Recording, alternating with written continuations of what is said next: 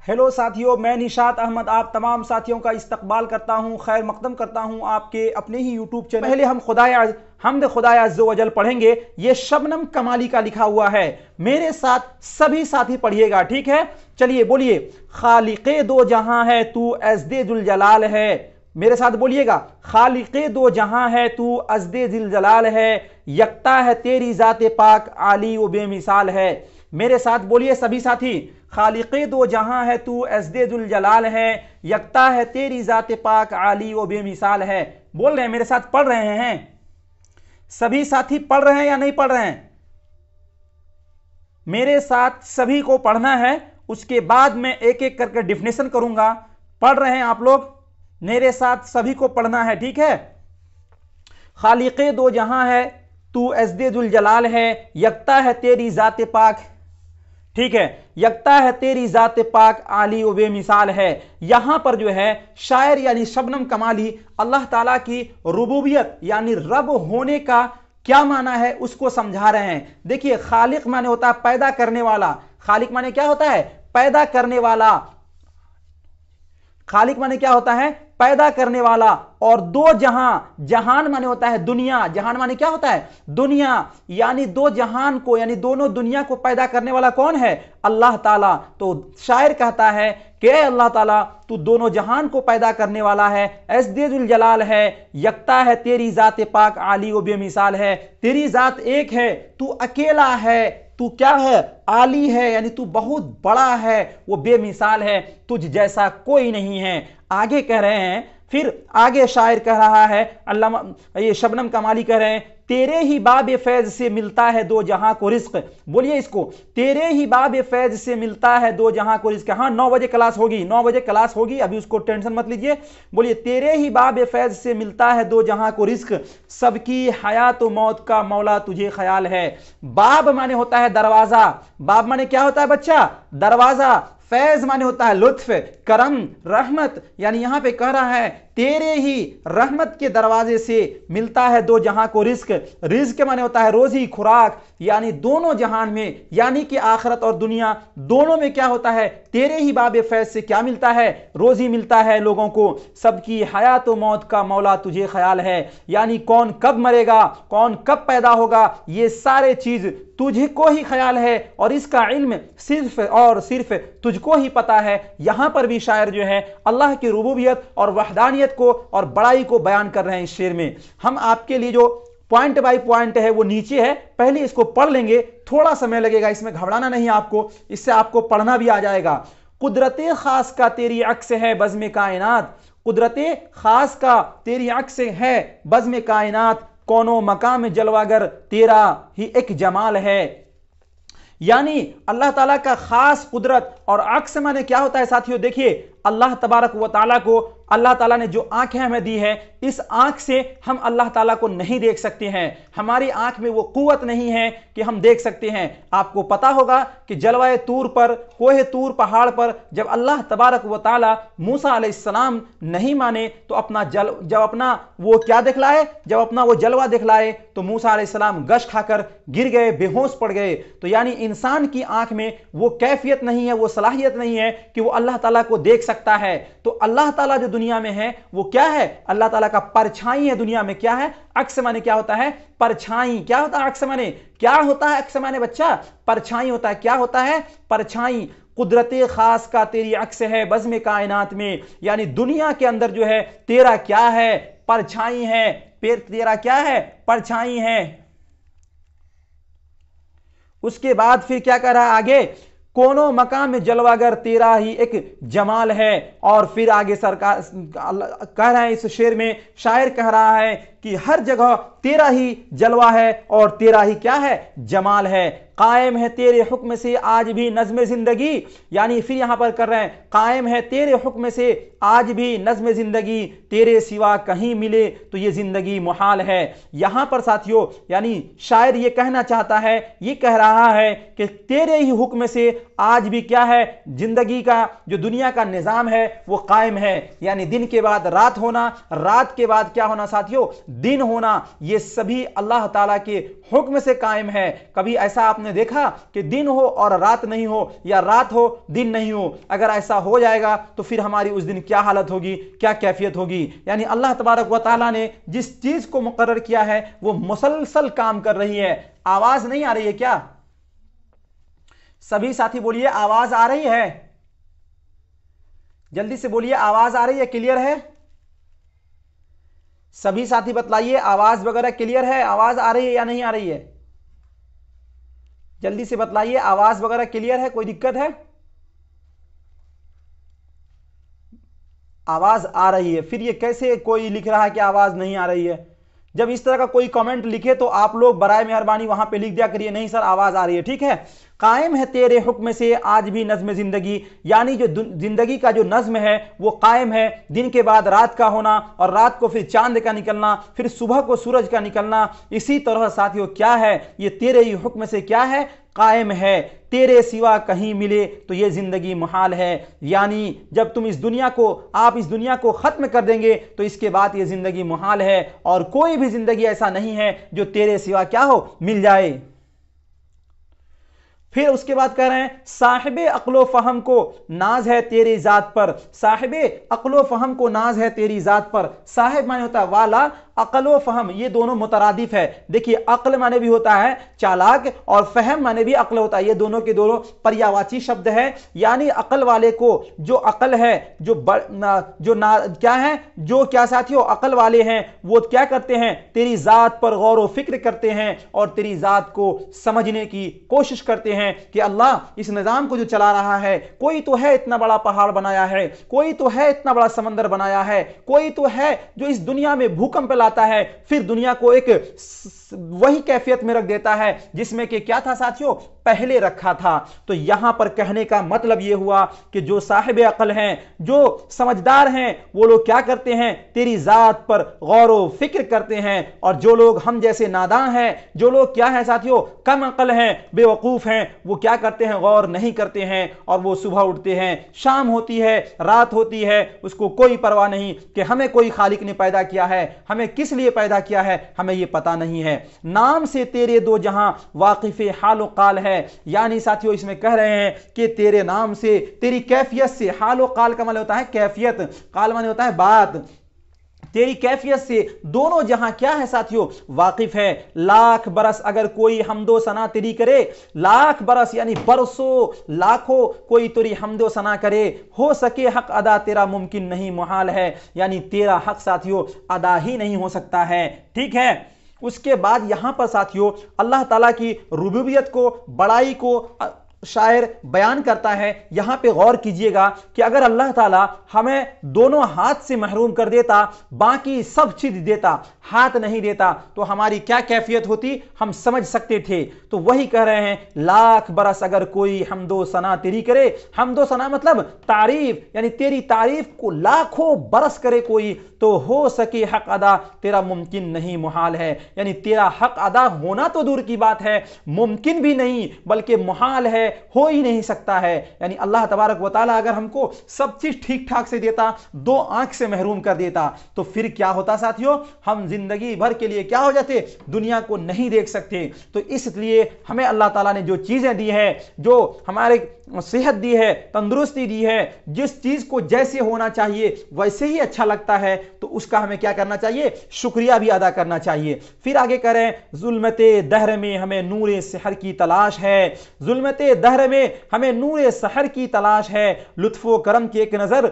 मौला ये अर्ज हाल है। देखिए जुल्मत माने होता है अंधेरा, दहर माने होता है क्या साथियों, दहर माने होता है दुनिया, दहर माने क्या होता है, दुनिया। यानी ये अंधेरी दुनिया में हमें नूरे सहर, नूर माने होता है रोशनी, और सहर माने होता है साथियों जो सुबह से पहले, फजर से पहले देखिएगा जब आप उठिएगा तो बिल्कुल एक साफ हवा और बिल्कुल लगेगा बिल्कुल सुबह हो गया। यानी नूरे सहर, वो उस वक्त का मौसम बहुत सुहाना होता है, उसे बोला जाता है सुबह सादिक। क्या बोला जाता है, सुबह सादिक, सुबह सादिक बोला जाता है उसको, सुबह वाले को। और वो सबसे अच्छा सुहाना समय होता है, वक्त होता है। तो शायर यहां पे कह रहा है जुल्मते दहर, यानी कि अंधेरी दुनिया में हमें नूरे सहर की तलाश है, यानी ऐसी रोशनी की तलाश है जो कि सहर के वक्त निकलती है।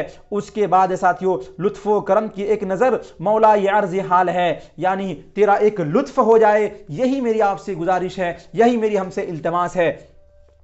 अब उसके बाद साथियों आगे करें, मकसदे नेक में सदा कर दे हमें तू कामयाब, मकसदे नेक में सदा कर दे तू हमें कामयाब, तेरे हुजूर खास में अपना यही सवाल है। अल्लाह तबारक व तआला से शायर यहां क्या दरखास्त कर रहा है, इल्तिजा कर रहा है कि ऐ अल्लाह ताला तू हमें अपने मकसद में कामयाब कर दे। हम यही तुझसे क्या करते हैं साथियों, यही हम अल्लाह ताला से क्या करते हैं, दुआ करते हैं। और फिर यहां पर साथियों अगला शेर जो है, जो कि इस शेर का क्या है साथियों, मक्ता है। क्या है, मक्ता है। शबनमे बेनवा को भी दे दे उरूज बंदगी, शबनमे बेनवा को भी दे दे उरूज बंदगी, फिक्रो तलब की राह में आज यह पाए माल है।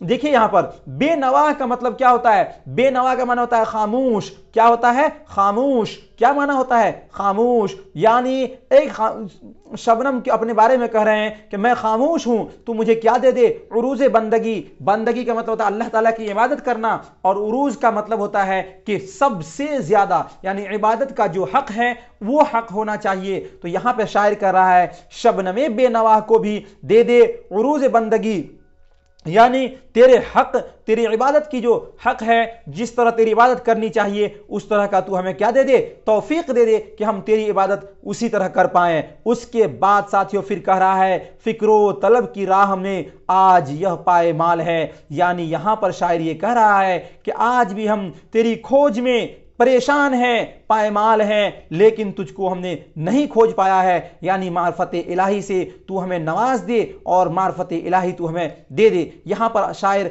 अल्लाह क्या कहते हैं, शबनम कमाली क्या कर रहे हैं, अल्लाह ताला से दुआ कर रहे हैं कि अल्लाह ताला तू हमें सही जिंदगी दे और तेरा हक जिस तरह होना चाहिए इबादत करने का उस तरह हमें क्या करना साथियों, तौफीक दे। तो यहां पर हमें दो बातें समझनी है, एक तो हमने पढ़ना आपको सिखाया, दूसरा साथियों ये एक नज्म यहां पर जो है खालिक़े दो जहां है तू इज़्ज़ुल जलाल है, यकता है तेरी जात पाक आली बेमिसाल है।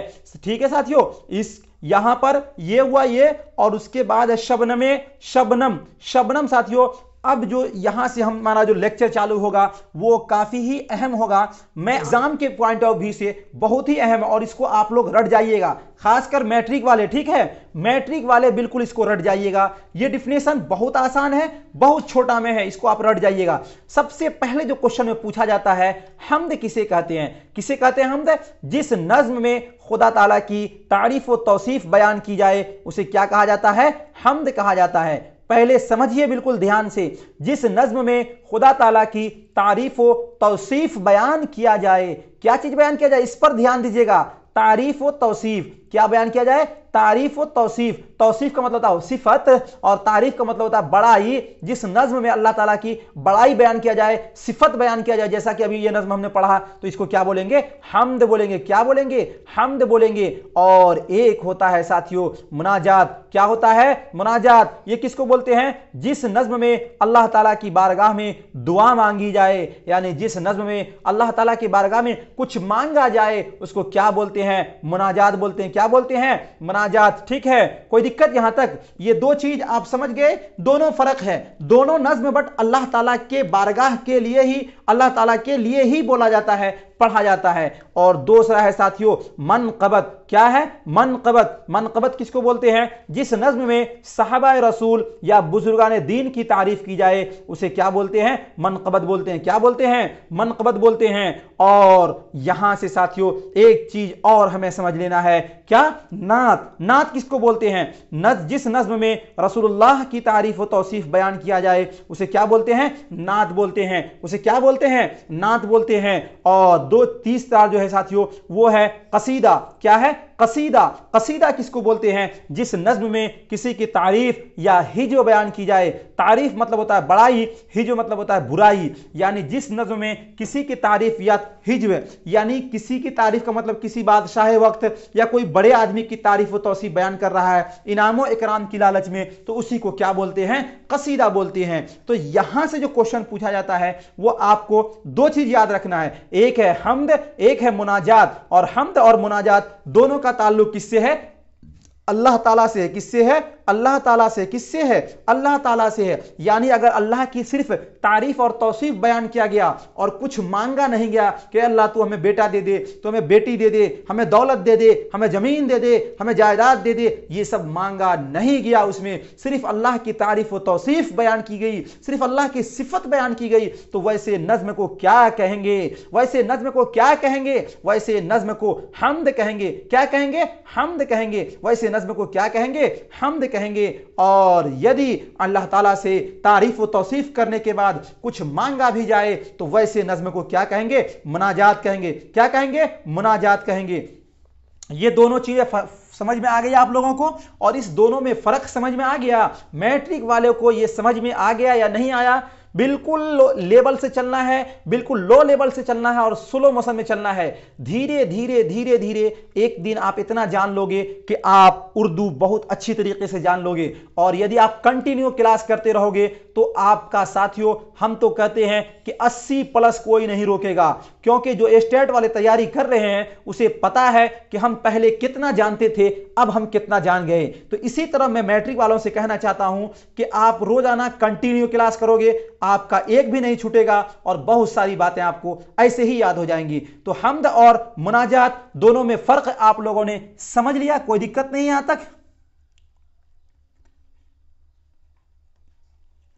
ठीक है। उसके बाद है मनक़बत। क्या है? मनक़बत। मनक़बत किसको बोलते हैं? क्या बोलते हैं? मनक़बत किसको बोलते हैं? जिस नज्म में सहाबा रसूल या बुजुर्गान दीन की तारीफ की जाए। देखिए, अगर सहाबा की तारीफ की जाए या बुजुर्गान दीन जो बड़े बड़े औलिया अल्लाह है उसकी तारीफ किया जाए तो उसको बोलते हैं मनक़बत। या क्या रसूलुल्लाह सल्लल्लाहु अलैहि वसल्लम की तारीफ व तौसीफ बयान की जाए तो उसको नात बोलेंगे। और यदि क्या बोला जाए, किसी बादशाह वक्त या किसी बड़े रईस या किसी भी शख्स की तारीफ तौसीफ बयान की जाए जिस नज्म में, किसके लिए? पैसा के लिए। किसके लिए? अपने ओहदा के लिए, तो उसको क्या बोलते हैं? कसीदा बोलते हैं। ये थोड़ा सा फर्क है, बिल्कुल हमको समझ लेना, कोई भी दिक्कत नहीं होगा यहां से। अब यहां से आप लोगों ने समझ लिया तो अब हम चलते हैं मेन टॉपिक की तरफ। मेन टॉपिक क्या है? शबनम कमाली, जिसने लिखा है हम्द खुदाए अज़्ज़ वजल, जिसने लिखा है हम्द खुदाए अज़्ज़ वजल, जो कि दरख्शां बुक में है, उसको साथियों हम पढ़ेंगे। इनका असल नाम, ये पॉइंट आपके मैट्रिक के पॉइंट ऑफ व्यू से दो चीज बहुत अहम है। एक तो आप रट लोगे हम्द और मुनाजात में फर्क है, और दूसरा साथियों रट लोगे क्या चीज? कसीदा।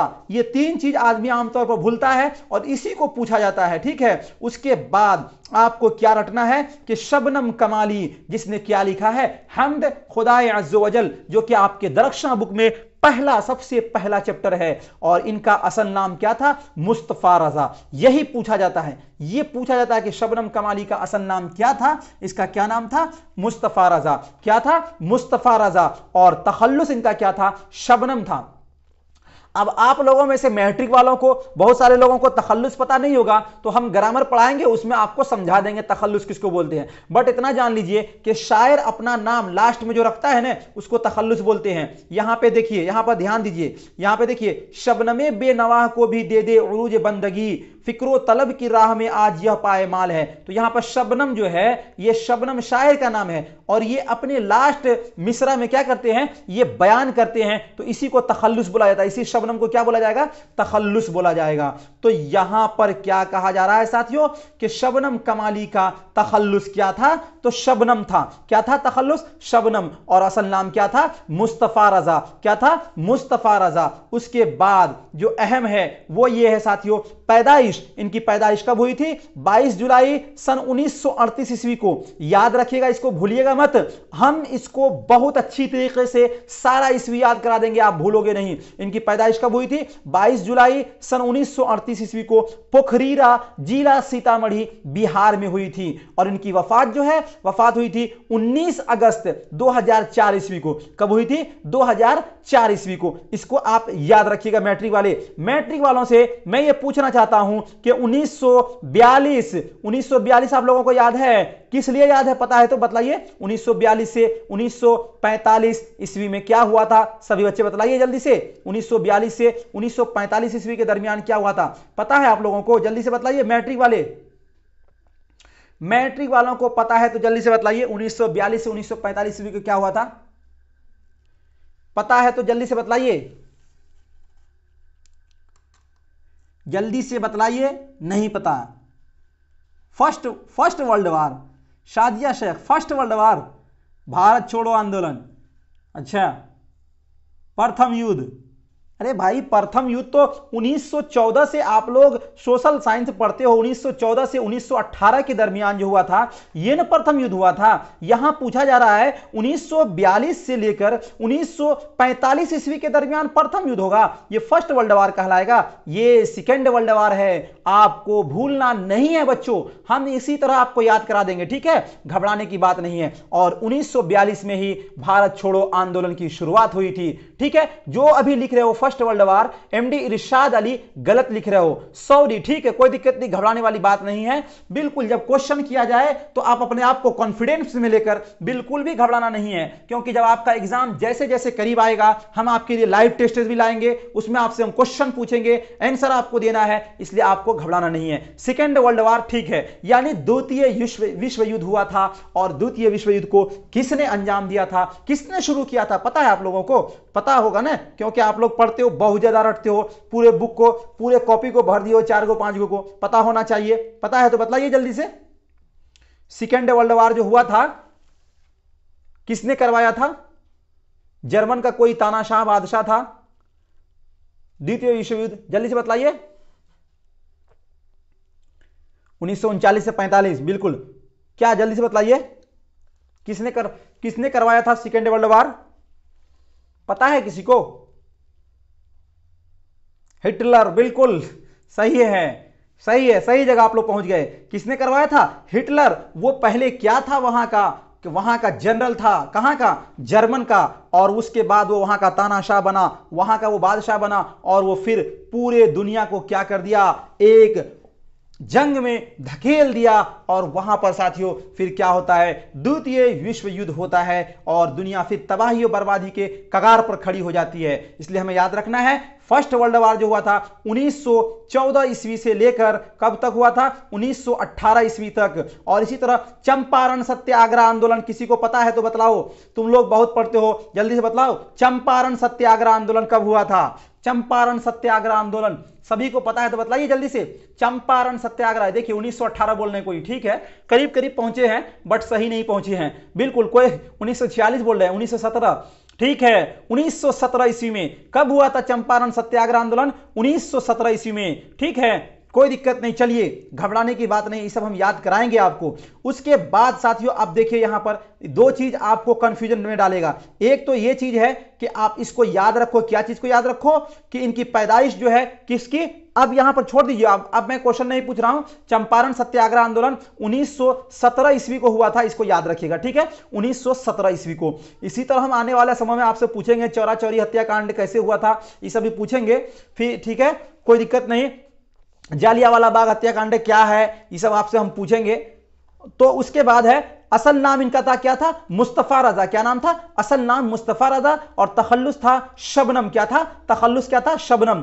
22 जुलाई 1938 ईस्वी को कब पैदा हुए थे? 1938 ईस्वी को, पोखरीरा जिला सीतामढ़ी, इसको याद रखिएगा। और इनके वफात के सिलसिले में आपको बुक में भी गलत मिलेगा बट याद करिएगा 2004 ईस्वी में इनका वफात हुआ था। कब हुआ था? 2004 ईस्वी में 19 अगस्त को। उसके बाद साथियों यहां पर जो क्वेश्चन आपको पूछा जाता है बोर्ड में, वो पूछा जाता जाता है कि हम्द खुदा अज़्ज़ व जल के तख्लीक कार शबनम कमाली, आपको पूछा जाता है कि हम्द खुदा अज़्ज़ व जल के तख्लीक कार कौन है, तो आप बतलाओगे कि हम्द खुदा अज़्ज़ व जल के तख्लीक कार का मतलब लिखने वाले, यानी लिखने वाले कौन है, तो शबनम कमाली है। तख्लीक कार का मतलब क्या होता है, लिखने वाले, तो इनको लिखने वाले कौन है साथियों, क्या है, क्या है, क्या है ये, शबनम कमाली।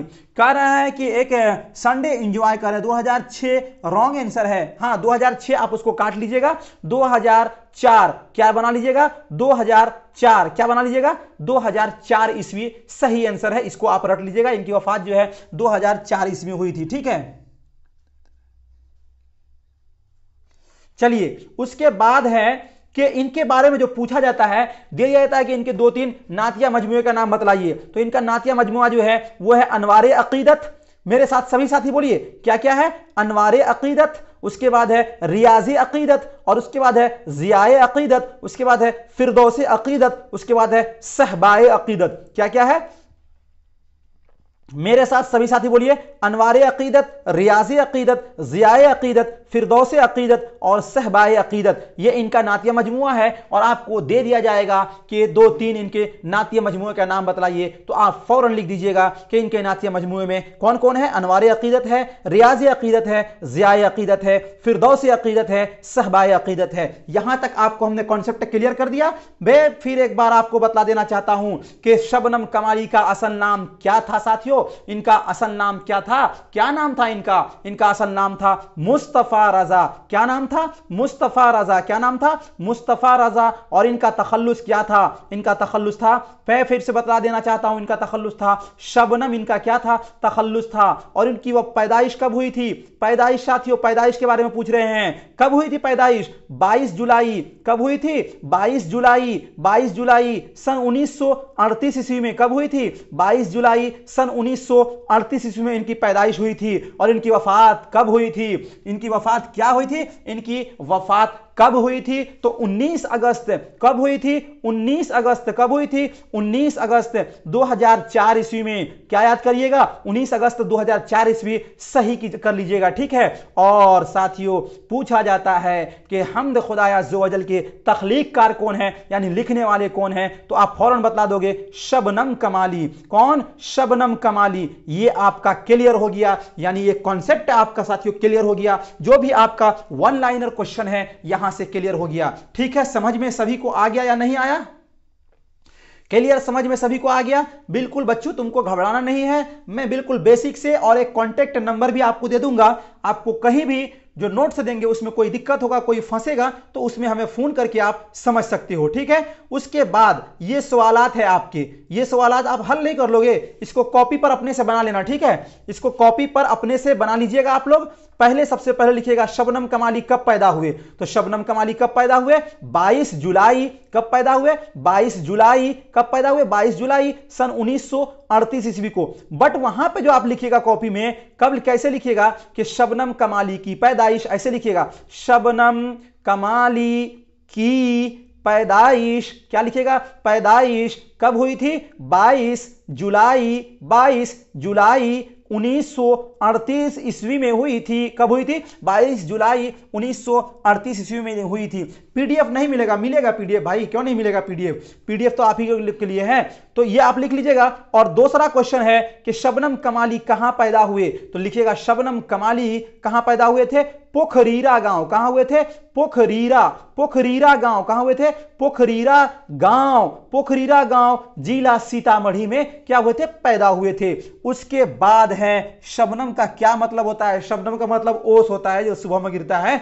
उसके बाद क्या होता है, शबनम कमाली का इंतकाल कब हुआ, तो शबनम कमाली का इंतकाल कब हुआ था साथियों, पता है आप लोगों को ना, 19 अगस्त लिखिएगा। शबनम कमाली का इंतकाल 19 अगस्त कब साथियों, 19 अगस्त 2004 ईस्वी में हुआ था। यहां तक तो आपका क्लियर है। और उसके बाद साथियों है चौथा नंबर में पूछा जा रहा है कि कायनात की तख्लीक किसने की, यानी कायनात मतलब दुनिया, दुनिया को किसने बनाया, तो अल्लाह ताला। किसने बनाया, फौरन लिख दीजिएगा, किसने बनाया, अल्लाह ताला ने। किसने बनाया, अल्लाह ताला ने। उसके बाद है पांचवा नंबर में इंसान की मुश्किलों को कौन हल करता है, तो इंसान की मुश्किलों को कौन हल करता है, अल्लाह ताला। कौन हल करता है, अल्लाह ताला। उसके बाद छठा नंबर में है शबनम कमाली का असल नाम क्या था, तो शबनम कमाली का असल नाम क्या था? मुस्तफा रजा। ये आप याद रखिएगा। बाकी आपका लॉन्ग क्वेश्चन जो है, आप जैसे कि देख रहे होइएगा, लॉन्ग क्वेश्चन जो आपके दिए हुए हैं वो क्वेश्चन है कि हमद किसे कहते हैं,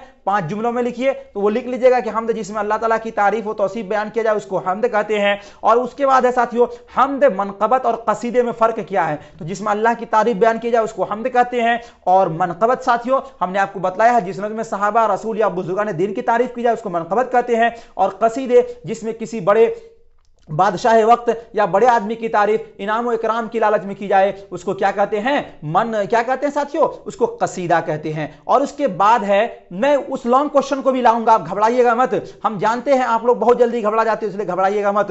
और उसके बाद है शबनम कमाली के 3 शेरी मजमुओं के नाम बताइए। तो आप फौरन बतला दीजिएगा, क्योंकि हमने आपको तो बतला दिया है कि शबनम कमाली के शेरी मजमुए जो है अनवारे अकीदत, क्या है? अनवारे अकीदत, अनवारे अकीदत, रियाज अकीदत, सहबाए अकीदत, कुछ भी लिख दीजिएगा, हो जाएगा। यानी ये जो बतला है इसी में से लिखना है, बाहर से नहीं लिखना है। उसके बाद आपका है हम्द और नात में फर्क क्या है? ये क्वेश्चन है आपके, हम बुक में से पढ़ रहे हैं। ये क्वेश्चन है आपका, हम्द और नात में क्या फर्क है? हम्द और नात में क्या फर्क है? क्या फर्क है? तो हम्द में जिसमें अल्लाह की तारीफ बयान किया जाए उसको क्या कहते हैं? हम्द कहते हैं। और नात जिसमें रसूलुल्लाह सल्लल्लाहु अलैहि वसल्लम की तारीफ बयान किया जाए उसको क्या बोलते हैं? क्या बोलते हैं? उसको नात बोलते हैं। तो साथियों ये था आज का चैप्टर नंबर 1। इससे पहले कि हम वीडियो को एंड करें, आपको ये कह देना चाहता हूं कि मैट्रिक वालों के लिए 7 बजे शाम में, कब? 7 बजे शाम में खतीबुर रहमान साहब का मैं बहुत बहुत इस्तकबाल करता हूं,